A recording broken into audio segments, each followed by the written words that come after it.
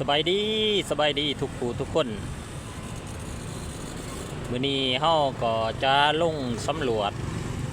ผ้าเลาะเบิ่งบางจุดบางมุมอยู่ในนครหลวงเวียงจันทน์เนาะก็ถือว่าจุดที่ข้าพเจ้ายืนอยู่นี่ก็คือสี่แย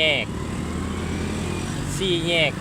สถาบันวิจิตรศิลป์แห่งศาสตร์เนาะก็คือหรือว่ากองละครตุ๊กตาเนาะคือว่าตอนนี้ก็เป็นเวลาเที่ยงเนาะก็เป็นเวลาที่เลิกการเขาก็จะปรากฏว่ามีรถสัญจรหลายสมควร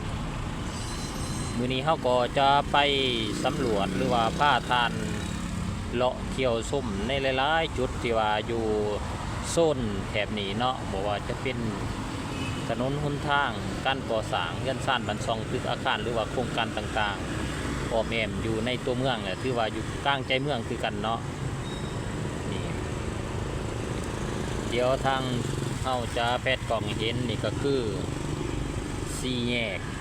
กองละครตุ๊กตาเนาะซึ่งทั้งด้านหน้าก็แมนเส้นทางไปทงคันคำและเบื้องนี้ก็เป็นเส้นทางที่ออกไปถนนเจ้าประงมส่วนเส้นนี้ก็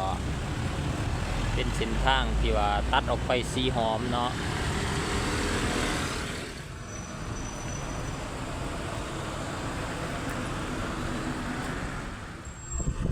สำหรับถนนเส้นนี้แม่นถนนที่ได้รับการพัฒนาขึ้นมาใหม่เนาะเราจะเห็นฟุตบาทเพิ่นก็จะเฮ็ดห้าวกันเนาะเพื่อความปลอดภัยในการสัญจรผู้ที่ย่างตามขอบถนนแล้วก็การสัญจรของรถตามท้องถนนนี่ก็แม่นสถาบันวิจิตรศิลป์แห่งศาสตร์เนาะที่ว่าเป็นสถาบันปัจจุบันแม่นเพิ่นได้ย้ายไปแถวโพ้นป่าเป่าแล้วเนาะที่ว่านี่ก็ยังเป็นของว่างแสดงอยู่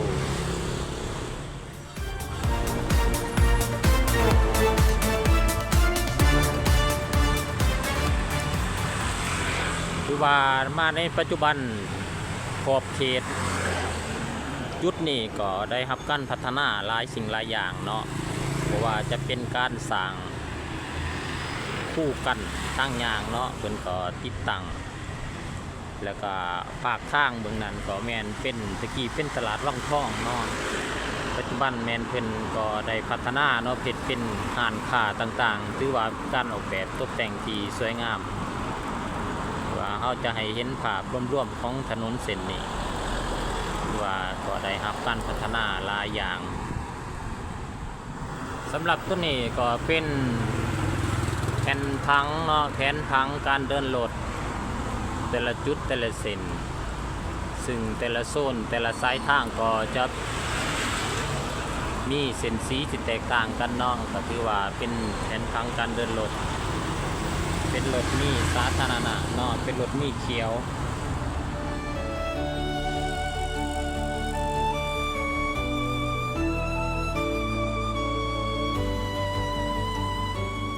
นี่ก็แม่น้องเฮียน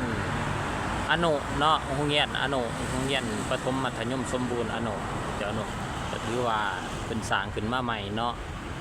ถือว่าหลายคนก็ยังจะจื้อได้เนาะเพราะว่าหลายคนก็เคยเรียนอยู่สถานที่แห่งนี้นี่ก็แม่นป้ายโรงเรียนมัธยมสมบูรณ์เจ้าอนุถือว่าเป็นโรงเรียนตัวแบบคุณภาพและก็โรงเรียนปลอดสิ่งเสพติดเป็นโรงเรียนสะอาดสีเขียวและมีคุณภาพคือว่าเพิ่นก็มีป้ายเนาะอยู่หน้าโรงเรียนทั้งป้ายโรงเรียนสีเขียวสะอาดมีคุณภาพโรงเรียนปลอดยาเสพติดและก็โรงเรียนตัวแบบคุณภาพตัวนี้ก็จะเป็นอาคารเรียนของโรงเรียนเนาะก็คือว่ากว้างขวางสวยงามแล้วก็มีต้นไม้ใหญ่เนาะให้ความซุ่มเย็นสีเขียวสะอาดงามตาตอนนี้เขาก็มาหอดสนามกีฬาบูโดเนาะคือว่าเป็นสนามกีฬาในโฮมเนาะซึ่งในหลายกิจกรรมเพิ่นก็จะมาจัดกิจกรรมการแข่งขันในที่นี้บอกว่าเทควันโด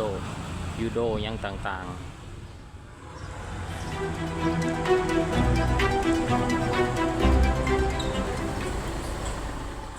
ว่าจุดนี้ก็เป็นตลาดวังทอง450 ปีวังทองในภาษาเนาะก็คือว่ามาในปัจจุบันก็พัฒนาหลายอย่างเนาะก็มีทั้งหานค้าที่ว่าเขามาใหม่เขามาสังสาพัฒนาเขาจะให้ทานผู้ชมอีลอย FC มาเบิ่งอีกหนึ่งโครงการเนาะซึ่งทั้งด้านหน้าก็แมนสนามกีฬาเจ้าอนุวงศ์เนาะถึงว่าในปัจจุบันแมนกำลังปรับปรุงเนาะกำลังปรับปรุงซึ่งได้รับขึ้นช่วยเหลือจากรัฐบาลญี่ปุ่นเนาะก็ถือว่าเป็นปรับปรุงมานี่ก็ปีหนึ่งแล้วเนาะถือว่าสิเข้า2 ปีแล้วก็ถือว่าเพิ่นก็มีแผนที่จะสร้างให้สำเร็จไว้นี่ปรับปรุงไว้นี่เป็นสนามกีฬาที่มีความทันสมัยซึ่งเป็นการช่วยเหลือจากรัฐบาลญี่ปุ่นเนาะซึ่งบริษัทมาอัพเมาก่อสร้างคือบริษัทฮาซาม่าแอนโดการปรับปรุงสนามกีฬาเจ้าอนุวงศ์ครั้งนี้ถือว่าเป็นบัตรเก่าสำคัญในการร่วมมือเล่าญี่ปุ่นเนาะคือว่านอกจากนครหลวงจะมีสนามกีฬาลักษิโภคเป็นสนามกีฬาแห่งชาติลักษิโภคเป็นสนามกีฬาขนาดใหญ่สนามกีฬาเจ้าอนุวงศ์ก็ถือว่าเป็นอีกหนึ่งสนามเนาะที่ว่าเก่าแก่แล้วก็มีมายาวนานเนาะปัจจุบันแมนกำลังจะมีโสมหนาใหม่ที่มีความทันสมัยแล้วก็ห้องหับผู้คนผู้ส้ม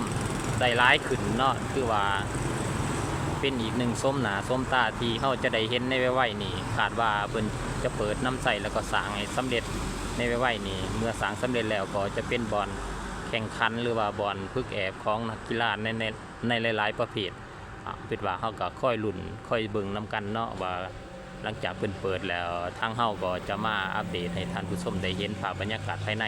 ตอนนี้เฮาก็สามารถมีแต่เก็บภาพทั้งนอกให้เบิ่งให้ส้มได้เพียงข่าวๆเนาะ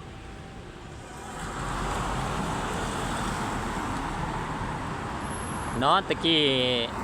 จุดนี้จุดที่อยู่ทั้งด้านหน้าของทีมงานเฮานี่ก็เป็นศูนย์สเตเดียมสปอร์ตเนาะคือว่าก็เป็นห้างที่ว่าจำหน่ายเครื่องกีฬาอุปกรณ์กีฬาต่างๆเนาะซึ่งปัจจุบันเมื่อมีการปรับปรุงสนามกีฬาเจ้าอนุวงศ์ขึ้นใหม่ห้างดังกล่าวก็ได้ย้ายไปอยู่ที่บ้านขัวหลวงถนน3 เส้นไทยเนาะเพิ่นว่าคือว่าไปที่เป็นลูกค้าเพิ่นก็ติดต่อหาเพิ่นได้หรือว่าไปตามจุดที่เพิ่นบอกเนาะก็ถือว่าเป็นห้างที่ว่าทีมงานเฮาก็เคยมาซื้อเครื่องกีฬาซื้ออุปกรณ์การกีฬานำหานเพิ่น